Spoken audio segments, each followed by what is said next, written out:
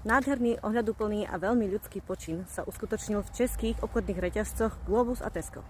Včera 10. marca sa uskutočnila premiéra tzv. Kľudnej hodinky v predajniach Tesco. Na rovnaký počin sa už chystá aj obchodný reťazec Globus, ktorý tento čas označuje ako modrú hodinku. Modrá farba symbolizuje komunikáciu a autizmus. Obchodný reťazec stíšil svetlá, vypol plošne hudbu, znižil alebo úplne vypol zvuky kás a svoje prostredie úplne pripravil pre návštevu autistických detí a dospelých ľudí.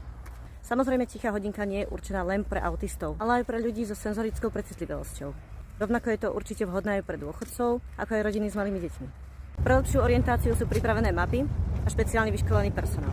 A to všetko preto, aby si ľudia s určitým znevýhodnením mohli spokojne nakúpiť. Myslím, že je to krásny počin. Hlavne na vás nikto nebude čumieť, keď sa vám dieťa hodí o zem.